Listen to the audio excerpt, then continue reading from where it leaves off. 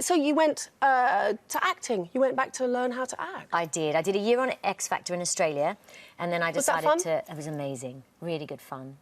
And then I went to LA and studied with Ivana Chubbuck and did 2 years of learning her method.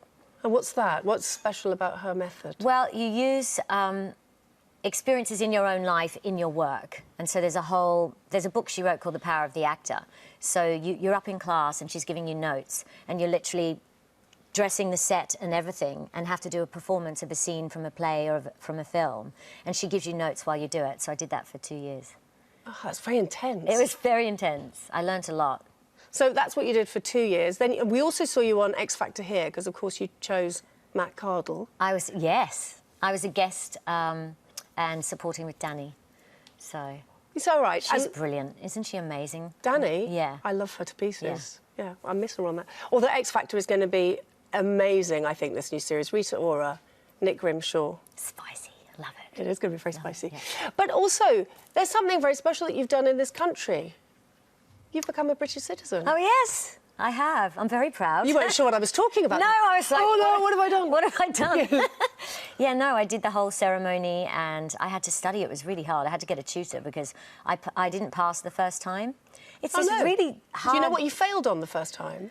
No, it's multiple choice, but it's dates and, you know, the suffragettes movement, and you have to remember specific times, and none of my friends knew any of the answers who live here.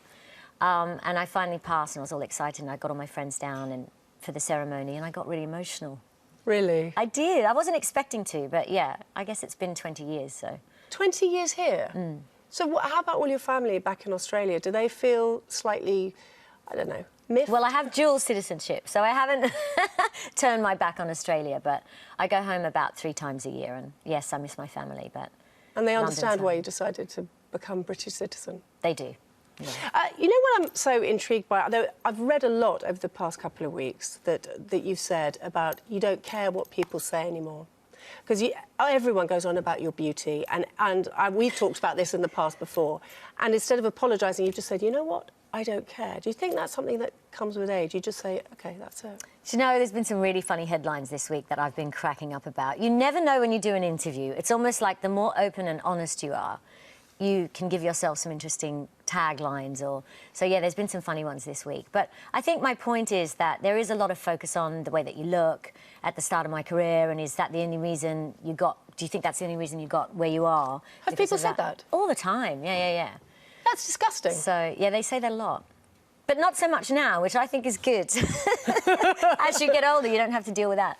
So, yeah, and I think you learn to be more relaxed about it. I'm sure you know what I mean. Well, thank you, but no, not quite. No, not that. I mean, in interviews, when, you know, I think when I was younger, I would be more kind of editing while I'm talking, and I don't do that anymore. I just think they can write what they write.